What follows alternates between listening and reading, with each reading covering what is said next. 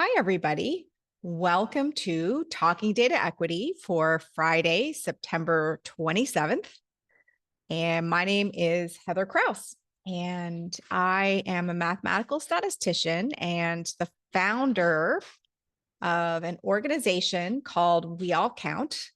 The purpose of We All Count is to provide training and tools and techniques and support to anyone who is working on a quantitative data project in any sector, anywhere around the world, with the tools and the trainings and the support they need to align the choices that are getting made in that data project with the equity goals of that data project. I started We All Count lots and lots of years ago to help deal with my growing frustration as a statistical consultant with projects and organizations that really did have very solid intentions around equity goals, but were repeatedly accidentally using data that in ways that harmed the very people that they were trying to make meaning with and for, not because they deep down were really trying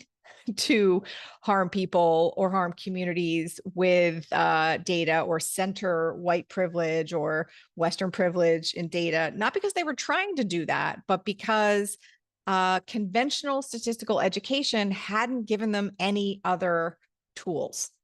And so that's the point of We All Count. That is why we are here. And one of the things that we do most weeks here at We All Count is that on Fridays at noon our time, so East Coast time, we have an informal conversation called Talking Data Equity. And essentially, Talking Data Equity started and continues to be largely people that I really wanted to talk to and find out what they were doing and how they were getting to equity in their data work. And then other people, we decided to invite other people. And so this is it's free. We do not charge participants to attend. And it is drop in. You don't have to tell us in advance whether or not you're coming. You can just decide at noon Eastern time on a Friday whether or not you want to come. And the idea is to, first of all, provide as much exposure as possible to the challenges and the supports and the resources and what is working and what isn't working to as many people as possible. And then the second thing that we're trying to do here at Talking Data Equity is just to remind everybody that none of us are doing this alone. There's lots and lots of people working on the very same struggles as you. And some of them have really cool ideas. Because I'm a statistical consultant, I get to work across lots of sectors. And one of the things I noticed over the years was that sometimes, like, this one sector, like marketing or domestic violence prevention, would have a really good idea or a really good technique that wouldn't kind of make its way over to another sector, like maybe the transportation sector or maybe the food security sector, just because those researchers don't tend to hang out in the same place. So one of the things we're trying to do is get as much cross-pollination going as possible. So every single Friday is different. Some Fridays we have special guests. Some Fridays we talk about a specific project or a specific technique. Some Fridays we just have like an open Ask Me Anything. And again, it is drop in. I'm going to share in the chat right now a link to the main Talking Data Equity page. So if you're ever wondering what's going on with Talking Data Equity, what's happening this Friday, that is the link that you can use to find out what is happening in Talking Data Equity in our upcoming weeks. And also you'll notice on that page, there's a place to use that little anonymous form to tell us, hey, I'd really like to hear about this topic, or hey, I'd really like to have this person come and talk to us. So feel free to use that. We really do pay attention to the kind of things that you all tell us in that form. All right. The last thing I'll say before I turn to our special topic, today is one of the days that instead of a guest speaker, we're going to talk together about a specific kind of technique, methodology question that a lot of people have. We record most of the Talking Data Equity events, and we share those recordings in the We All Count Data Equity Community Forum in the events section. So I just put a link to that section in the chat. And again, the We All Count Talking Data Equity Forum, it's not a membership site. Anybody can join. It's a public resource. And you can go watch future and past Talking Data Equity recordings there. Lots of times there are supplemental materials, and also lots of times there is an ongoing conversation where people ask follow-up questions that we just didn't have time to get to.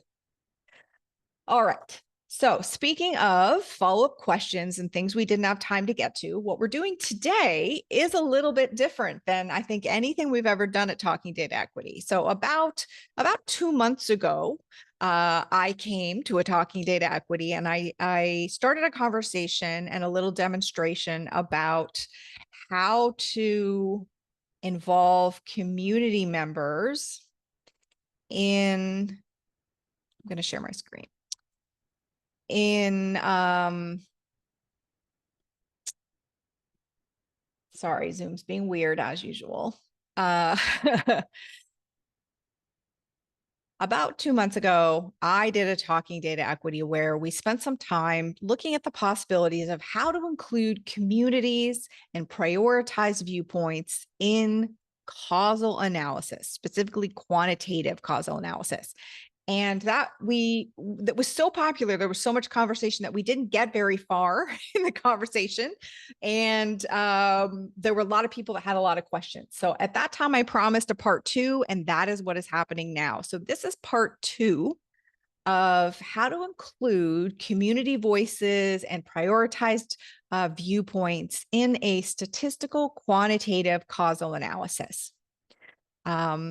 And I'm going to do a very, very quick review. I know not all of you will have attended part 1, and that's fine. First of all, you can go ahead and watch it in our data equity forum. And I'm also going to do a really quick review right now at the highest level, just so that you'll remember what it is we're talking about. So we're talking about quantitative causal analysis. The point of quantitative causal analysis is to figure out if something happened, if one thing made a different thing happen, if our program worked, did our project work, did this new policy have the impact that we wanted it to have, did our marketing campaign actually get us more clients or more customers. Any kind of question that has to do with why something's happening, or if one thing caused another thing. So that's essentially what we mean by quantitative analysis. And it's important that we distinguish in our minds, for the purposes of today, that quantitative causal analysis and quantitative predictive analysis and quantitative descriptive analysis are 3 really different things. Because the details that we're going to talk about today apply to causal analysis, but they don't always apply to predictive or descriptive analysis. So if you try something that I'm recommending today and you try and apply it to descriptive analysis, it may not have the same implications. So it's just really important that we're clear that what we're talking about today is a really narrow slice of quantitative analysis. We're talking about causal analysis. And I really, really like talking about causal analysis a lot, because these are usually the questions that people care the most about. Why is something happening? If we put money into this, will this other thing happen? If we make a new policy, will this happen? And building a causal analysis is very, very tricky. And I have a lot of experience doing it. I have decades of experience doing it. But even then, I am certainly not the foremost expert in causal analysis in the whole statistical world. In fact, I know for sure that there are people on this very call who are actually thought leaders and experts in the field in causal analysis. So I am an expert in data equity, and I have a lot of experience in causal analysis. But that doesn't mean that we're going to be able to capture every single nuanced detail of causal analysis. And if you are here and you are an expert on causal analysis, make as many comments as you would like in the chat, because the point of talking data equity is to try and have a conversation and try and share our expertise, try and build on what each other have done and learned. And this particular topic is a very, very tricky topic, and it's a very controversial topic. So, bottom line, when we're doing causal analysis, usually, again, not every single causal analysis, but for the most part, there's something that we're trying to understand, some kind of an outcome variable. Usually, oftentimes, the outcome variable is called the dependent variable. It's like how many students graduated, or how many people took the medicine that we prescribed, or how many people died in a tragedy. There are all kinds of outcomes and dependent variables that we care about. Usually in a causal analysis, the other main thing that gets a lot of attention is what's the independent variable? What's the thing that we're trying to see if it worked or see if it had an effect? In other words, the independent variable is, were they in the treatment group of our program? Or did they receive a new kind of medicine? Or did the math class get taught with this new kind of pedagogy? There's all kinds of independent variables. Now, the equity that we're going to talk about today really comes in this middle part, which is all of the other variables. The common term for all of these other variables is usually the control variables. There are lots and lots of different kinds of control variables. We actually are not going to have time today to go into every single possible type of control variable, but it's just important to know that when we're building a causal model, there's two things that are really clear. What's the independent variable? What's the dependent variable? Where it gets muddy is, what are we going to control for in this causal model, and how? Because whether or not you think something's a confounder or a mediator or moderator, all different kinds of things, determines how you put those variables into your model, what the math actually looks like. The reason that this is an equity issue is because there is no quote unquote like objective way to decide what other variables we're going to control for, what other variables should be in the model, and how they should be in the model. There is no way in a quote unquote objective process. So you can't like look at other data, or you can't look at the data that you have and like look at p-values or look at r-squareds. There's no way to kind of use data to objectively decide this is the way that the world works. And that's very disappointing to a lot of people. People often come to causal statistical analysis because they're hoping that they will have the ability to claim at the end of this model that there's some kind of value neutral way that we put this data together and we're able to make a statement, this is the way the world works, the data told us so. Unfortunately, that is not possible. In order to build a causal model using statistics and data, you have to have a mental model of how the world works. Your statistical model is going to tell you kind of, is your mental model holding up in this situation? Or given your mental model, how do things kind of look given the data that you have? And so whose mental model are you going to use when you do your analysis is a huge equity issue. Whether or not a program can claim that it works, whether or not a policy claims to have the effect it's supposed to have, whether or not a nutritional intervention is effective, all of these answers are going to be based on the mental model that was used to build the mathematical model that gave you that answer. There is simply no way around this reality.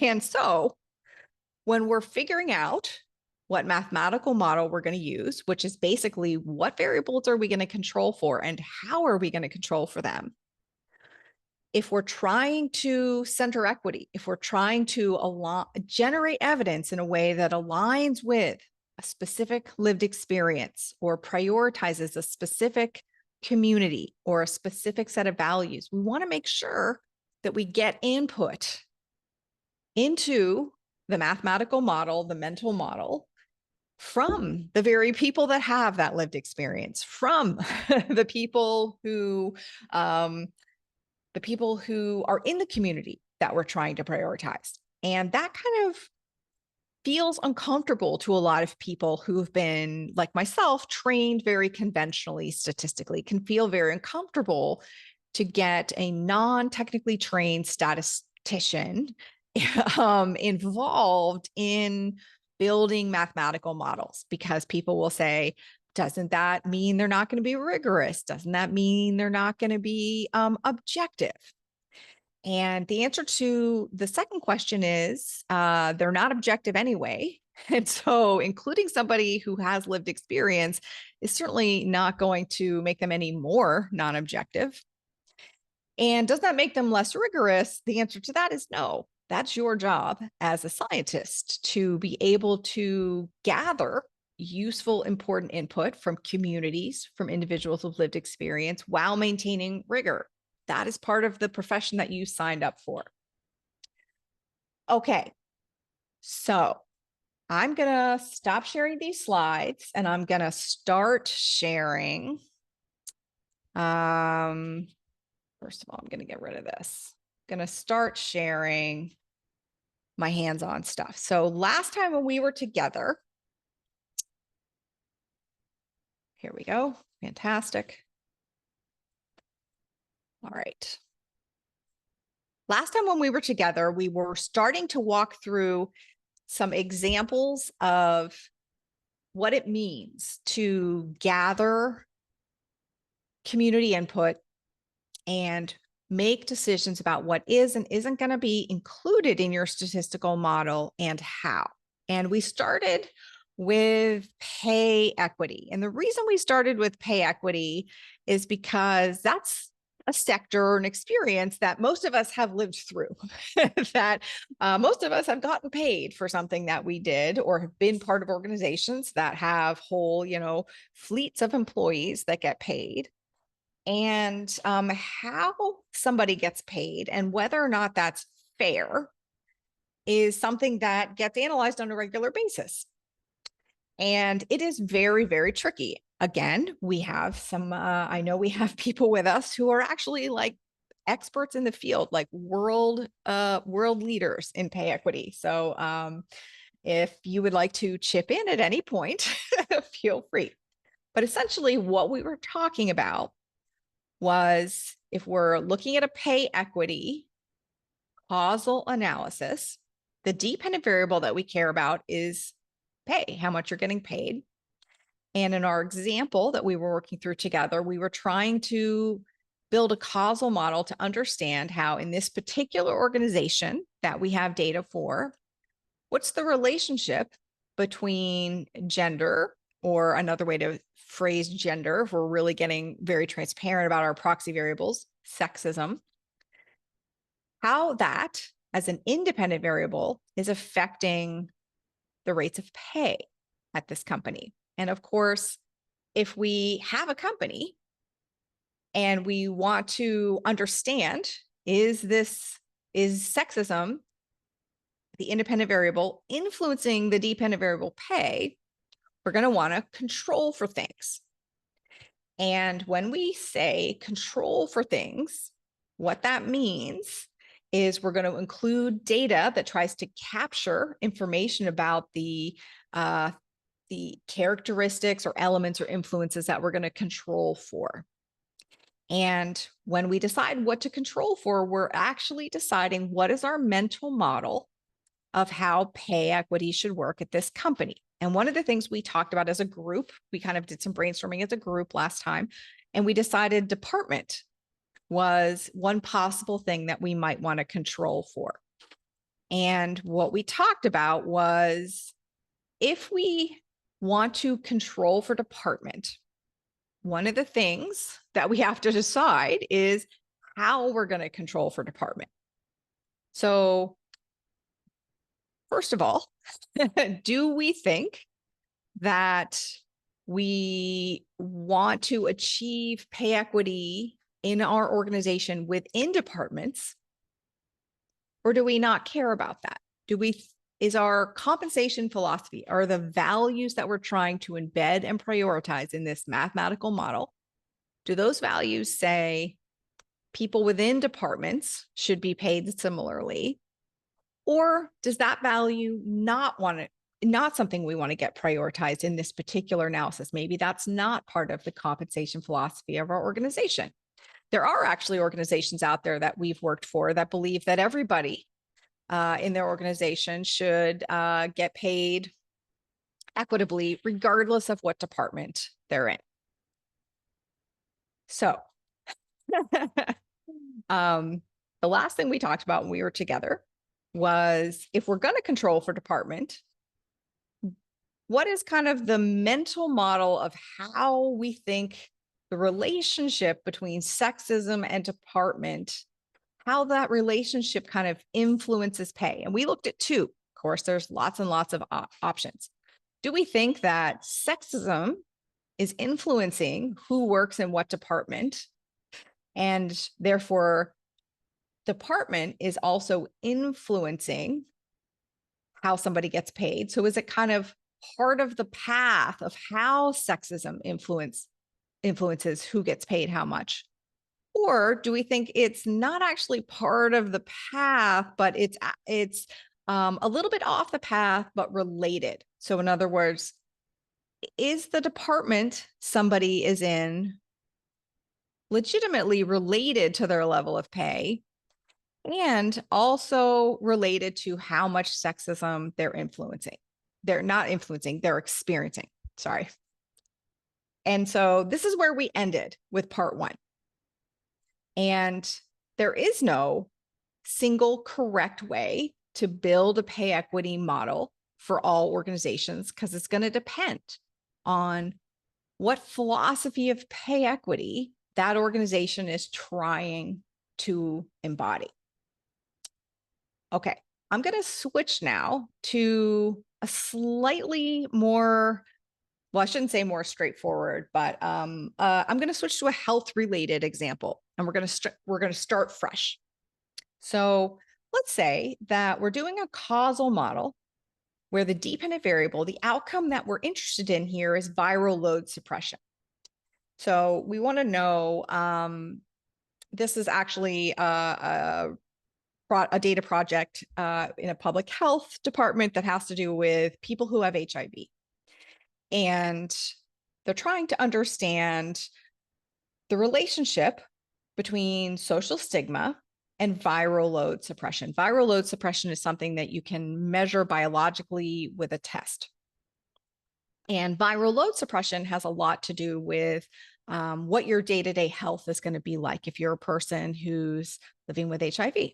So it's important to understand all the different things that can influence how kind of active the virus is on a day-to-day basis in a person's life, because a public health department wants to do everything they can to create a supportive environment where a person who has HIV is likely to experience less symptoms, better quality of life. So one of the things that this public health department thinks is that social stigma may actually be influencing the biological level of viral load suppression in people with HIV. And they're going to collect a bunch of data, and they're going to try and understand this relationship. And it's going to help them form some social and health policies. It's a really important question.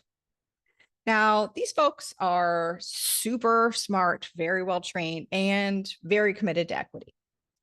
And for starters, they decide, okay, we're going to control for kind of the typical epidemiological things that we control for. We're going to control for age, we're going to control for gender, we're going to control for race, and we're going to control for economic status. So in other words, they're going to include all these things in their model. Now, when we say control for, that doesn't actually give us information about how they're going to include them in the model. It's a very broad shorthand. So if anytime anybody says we controlled for that, you want to ask how, because there are lots of ways to control for something. For the point of today, what we're talking about is why and how to include community and people with lived experiences in building these causal models. And this group had to learn this a little bit the hard way because they built these models, they collected all this data, and the results were really confusing. The results were frankly, not making sense. So when the results did not make sense, because they were very good epidemiologists, they went and they took the data to the community. They had focus groups with people who were living with HIV, as well as their significant others, their caregivers, their advocates. And they said, what are we missing here? In other words, what are we not controlling for in this statistical causal model? Why doesn't this make sense? How has our mental model of the relationship between social stigma and viral load missed some of the key ingredients that you can tell us about from your lived experience?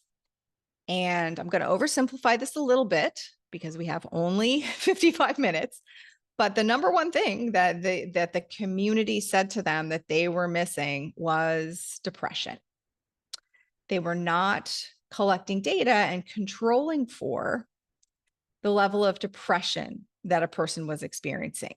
And the level of depression that a person was experiencing had a lot to do with the social stigma that they were experiencing, and turns out was closely related to viral load suppression through a couple of different mechanisms. There were a number of different, either biological as well as lifestyle mechanisms that were related from depression to viral load suppression. So first thing is, if you build a causal model without community input, you're likely to miss really important vectors of influence. Second thing is, if you're going to include community feedback, you want to have a way that somebody who hasn't been trained in statistics, doesn't speak research, feels comfortable talking to you about what should be controlled for and how. So I'm going to show you one more real world example that we were involved in before I just open it up to questions and answers, because we can go much deeper into any of these single topics, but I want to actually make sure we have time to show you step by step the process that we use. So I'm going to take you to an educational setting. This is actually a post-secondary setting. And we're trying to understand, we're partnering with an organization that wants to understand what's causing or influencing completion rates in a core math course. The reason this is important is there's lots of research that shows that one of the ways that marginalized learners often don't make it through post-secondary education is because they don't make it through this first core math course. And if we can increase the graduation rates or the completion rates for this core post-secondary math course, we're going to solve a big part of the problem of why more marginalized learners don't make it all the way to the end of the program that they want. So what we want to do is we want to build a causal model. So we clearly define and identify what the dependent variable is. We do not use the word dependent variable in this public setting. So we're having a community meeting. We're having it in the student service center of this post-secondary institution. Anybody's invited. Students are invited. Children and parents and spouses and partners and families of students are invited. Student academic advisors are invited. Researchers are invited. But we're really careful not to use researchy terms. So we're like, instead of saying the dependent variable in our statistical causal model is the core math course completion by a student, what we say is we want to understand, we're trying to build an understanding of all the different things that are influencing core math course completion rates by a student. Let's have a brainstorming session about everything that you've experienced or can imagine is likely to influence the completion rate, whether or not a student in this core math course completes the course. That's the first thing that we say. That's something that most people are willing to do. It's not using technical terms. We haven't made them feel like there's a right or a wrong answer. We haven't been like, what are the independent variables? Or what should we control for? Or what are the covariates? We're not using any of those words. And hot tip, even if your group includes a lot of researchers, it's still really good to avoid those words, because as soon as you start using those words, people kind of start becoming performative. And it's as true for PhD level statisticians and fancy organizations as it is for like high school kids. So we want to find a way for people to brainstorm as many different things, elements, factors that they think are going to influence completion rates. And we're just going to either do it as a collective. If it's a small group, we can just do it on a whiteboard. We can use Post-it notes like I'm showing you my example here. That's what I really like to do. I like to hand out Post-it notes, digital Post-it notes if it's online, physical Post-it notes if we're in our room. And we're just going to get people to write whatever they can think of. So when we did this in real life, curriculum was one of them. Previous math grades was another one. IQ was another one. And I'm going to say IQ here because I know, of course, that's extremely controversial. Some people think IQ is a really valid thing to think about. Some people think IQ is like a load of bullshit and we should never talk about it. This is a brainstorming session. We are not trying to only get good and correct and right answers. In fact, answers that you think are wrong are sometimes the most useful. We want to get out of the bubble at this point. Okay. And another thing is I want to add another one. So performance of teacher. I'm going to say that because that's going to be important. Okay. So this is step one. We just brainstorm. And brainstorming can feel frightening and can feel weird in a statistical setting, but I promise you, it's fine. You're going to be safe. Everything's good. Okay.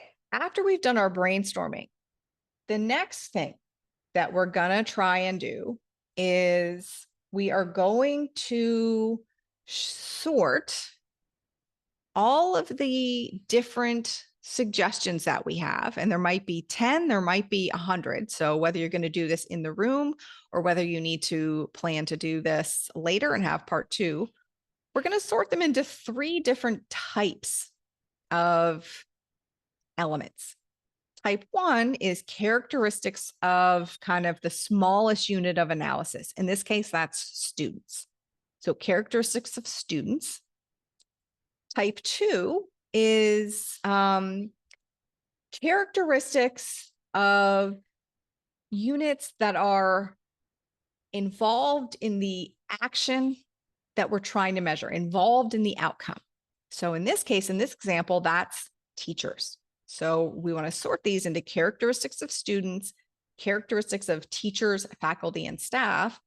And then the third element is characteristics of the context or the environment. We've talked a lot about that on other Talking Data Equities.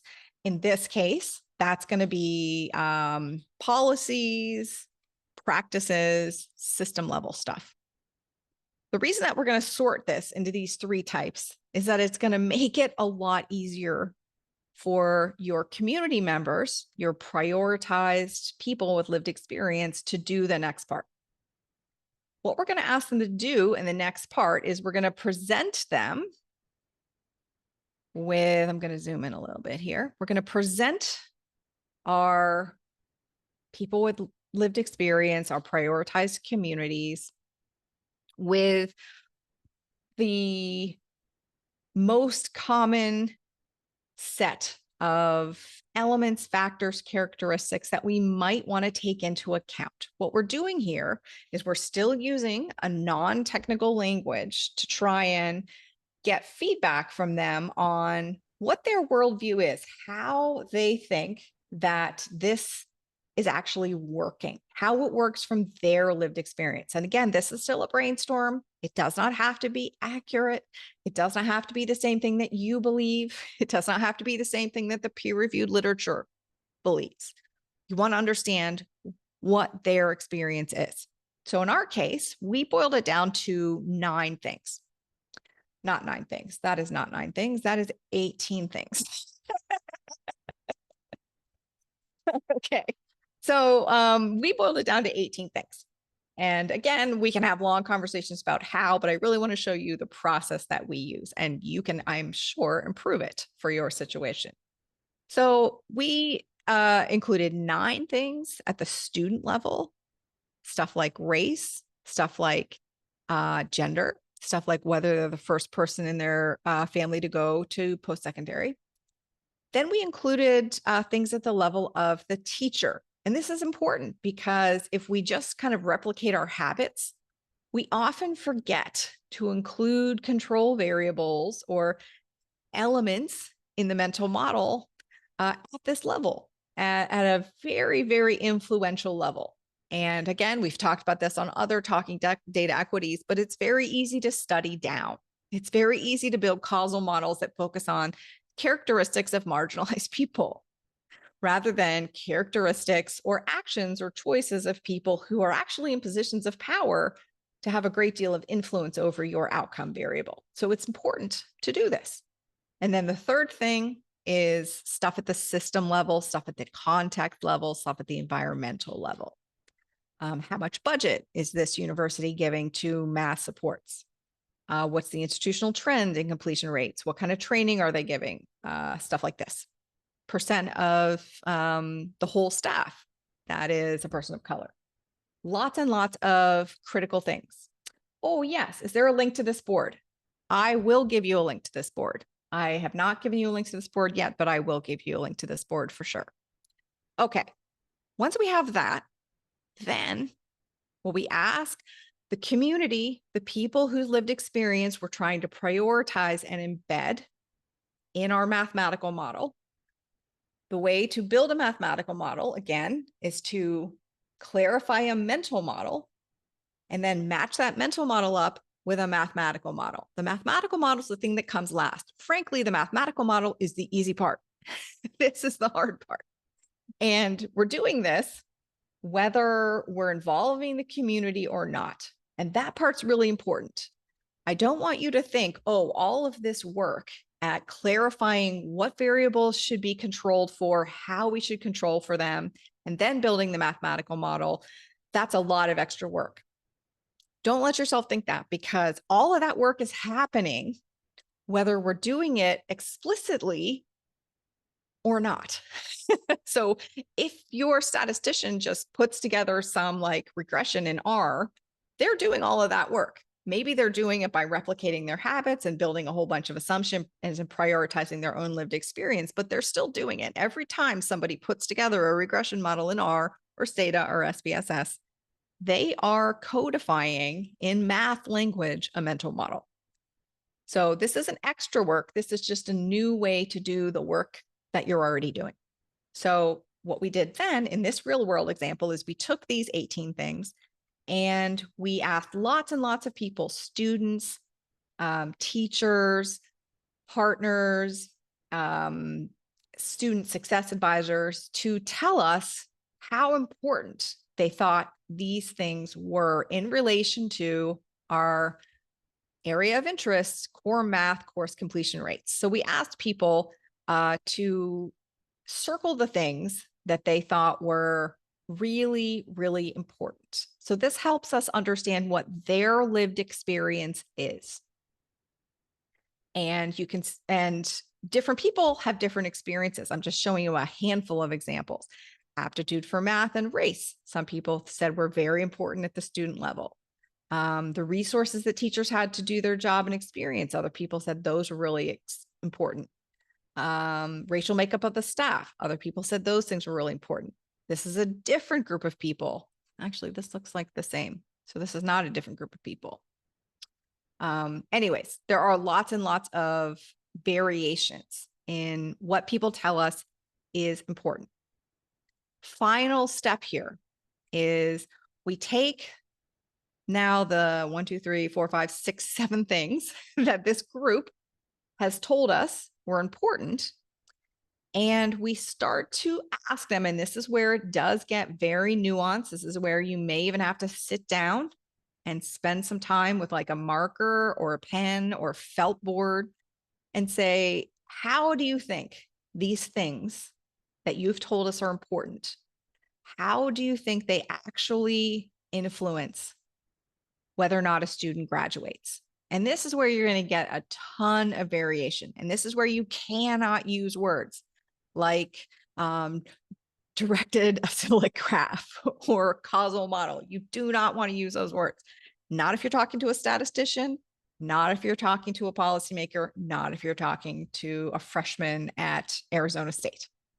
You really just want them to say, how do you think that these things work together to help understand whether or not a student completes this math course? And this is where I do have a couple of different answers. One group told us it works like this for them. Another group told us it works like this for them. Another group told us it works like this for them. And I'll give you a link to this board. The important thing here is that none of these have to be correct.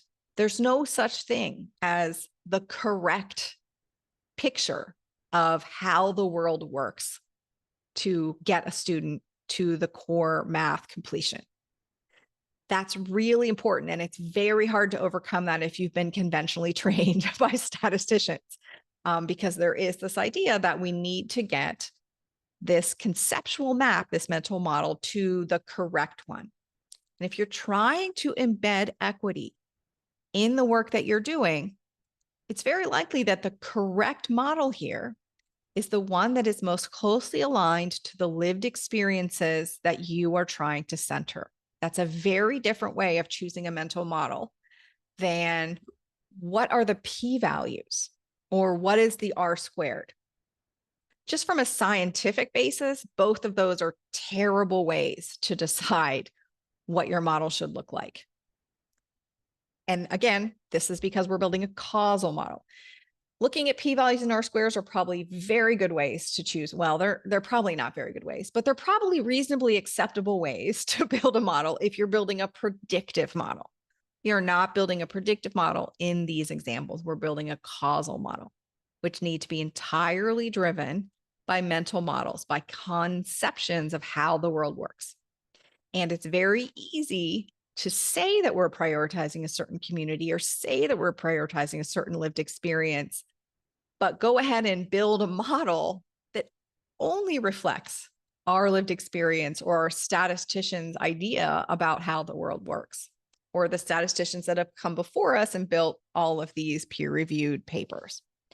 Okay, I'm going to pause because I really want to leave 10 minutes for questions. And I know causal models, we could talk about every Friday for the rest of the year, and we still wouldn't cover all of the questions and all of the details. They are super complicated. They are fraught with both mathematical and equity questions. So let me turn to some of the questions in the chat. If you are here in person and you want to ask a question, just raise your hand and we will unmute you in the order. Or if you want to, dispute the mathematics of something, you can do that as well. Okay. There are a couple of questions. All right. Did you ask them to limit which ones they felt were most important so you could work with the sample size that you would have? Um, great, great question. So what this question is getting at is if you're going to build a statistical causal model, you're only going to be able to control for the number of variables that can be supported by the amount of data that you have. And I'm not going to get into all the technical details of that today. We can another time. But there is a relationship between how much data you have and how reliably you can get estimates for stuff if you want to include 50 control variables, because the world is very complicated and we would like to control for 50 things. That is true. So that is something that is a constraint, a real constraint that does have to be kept in mind. Do I express that to them at the beginning? Definitely not. Because I see that as my job as the mathematical professional to try and understand, try to capture what their feeling of importance is without requiring them to learn technical terms to talk to me. And so I do ask them which ones are most important. This is absolutely a part of the process that we do. So we do have like a funnel of trying to narrow things down. But I never say you have to choose 2 or you have to choose 3 until maybe we get to the very, very end. And then once they're putting their things together, once they start building their mental maps, then it gets a little bit easier to say, okay, which is more important in your opinion? Is it the budget for math or the aptitude for math? Or which is more important for us to understand? Because, of course, that's another part of deciding what goes in and what doesn't go in to a causal model. The elements that we include in a causal model actually change the question that the causal model is answering. And so that's another angle that has to be included. So when I say we're going to learn how to include and embed community voice and community lived experience in causal models, that doesn't mean that I am taking a democratic vote, that I'm like completely turning it over and saying which of these causal models do you want to vote for? I still, as the mathematical professional, do have to, in the end, make a decision and figure out how to optimize stuff like degrees of freedom, sample size, and the actionable elements of the question that I want the causal model to answer. That still is my job, but I can actively get a lot of input. The community can get a lot further down the funnel of building that model than just like help me design the survey questions or help me interpret, the outcomes now that I have them. Sarah, go ahead. Thanks. I'll pop on video too. Great. Love this tool and absolutely love this example of how to facilitate a conversation. I'm probably going to use this next month for the exact activity of mind mapping. My question, though, is less about the number of variables in model and more about the way that you're even phrasing and what bubbles get put on this map. I think that there's always a give and take, and I think being transparent about how the constructs are being labeled, and then also what gets put in, even maybe having a box for what's not possible that's always going to be in your unmeasured, but probably, the giving people voice to being able to say that. If you have a survey, for example, of lots and lots of constructs, and you're doing social drivers of health on outcomes, Yep. you could have a zillion stuff up there. How do you decide how many to put up so that it's still a feasible and understandable exercise? And do you frame those based on like the sample counts within question? You know that certain items just don't have a high response rate, so you can't include that in your model, even if it would be likely mentioned by the community as important? 100%. Great question. Thank you for asking it. And my answer is multi-level. So the first thing I'm going to share with you, I'm going to share with you in the chat, is something that we all count starts every single quantitative project with, which is called a motivation statement. So by the time I get to this conversation, I will already have a one pager that says, this is what we're trying to do. These are the restrictions that are on this project. So some of that will be spelled out in a one pager. Now, do you have to have that in order to do this? No, you do not. So don't think, oh, I can't do this because I don't have a motivation touchstone. So I'm just telling you how I set the stage. Any progress towards equity in any step is worth it. Don't wait until you can do anything perfectly. Just move towards equity. And in terms of rather than just blank slate, like here's a bunch of post-it notes, put everything that you want to put down. Another very viable option is the one that sounds like you're describing, which is if you already have the data, like in this post-secondary example, we had not started collecting data and we had a lot of money, to be really honest, because somebody really prioritized this project. If you already have a data set and you're trying to build a causal model with the data set that you already have, then absolutely, I would hand out post-it notes that had already names of variables on them. Get people, you could probably skip that post-it note stage altogether and move immediately to the, which ones of these post-it notes do you think are important? And draw me your mental map of how you think these things are working together. And of course, some extra post-it notes, which is you can also let me know which things you think are really important that we're missing. Which they're always going to be there, which doesn't mean that your science isn't legit, which doesn't mean your answers aren't going to be rigorous. But it does mean you're going to have very valuable resources about what to do next and a good guide rail on how to tell the story of your findings, right? Any other, did I not answer any other part of your question? I thought it was such a good question.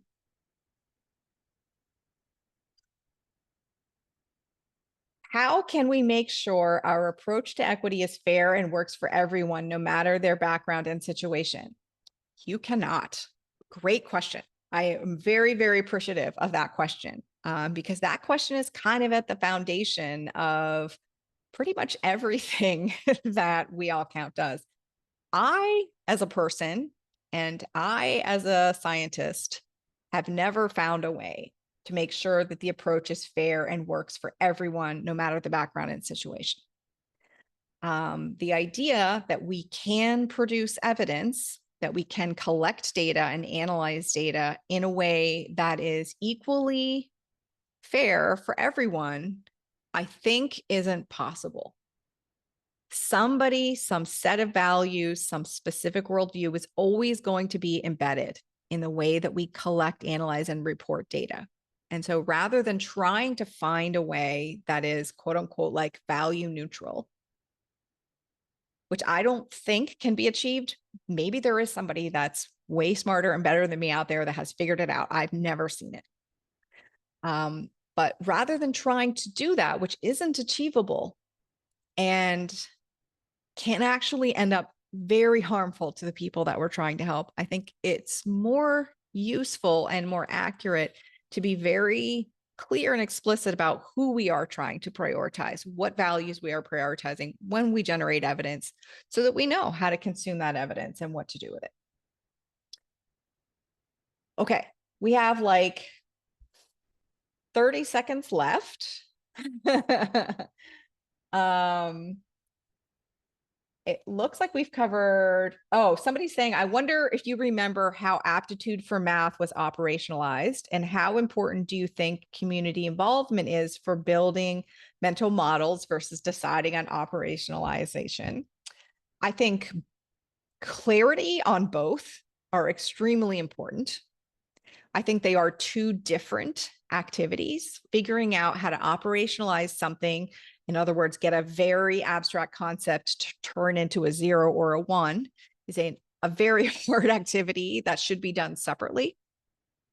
And that building a mental model and figuring out how to translate that mental model into a mathematical model is equally hard, equally full of equity issues, and should also be done separately. Trying to combine those two things is going to lead to confusion and frustration. So I would be super transparent that both of them are valuable and important, and both will be made explicit when the work is being done and when the results are being shared. Okay, that is all that we have time for today. And I will be posting the Miro boards that we used, as well as the video, as well as some other fantastic resources. As I said, there are lots of people who are working on this problem because it's a big, big problem. All that will be in the We All Count Data Equity Forum. And we are back next week. Next Friday, we have a very, very interesting scholar who thinks very deeply about race and ethnicity and how that is operationalized in the US Census. So that's kind of a continuation of our conversation from 2 weeks ago. And that'll be next Friday. So thank you so much for joining. This event would never happen if the community didn't keep showing up. So it just means the world to me that you folks come and you ask great questions and you share your very, very meaningful work with us. It's a real honor and delight to see y'all every Friday. And if this is your first time, the Zoom link doesn't change. Feel free to come back on Fridays that are of interest to you. Okay, have a great rest of your day, everybody. You're welcome. See you later. Bye, everybody.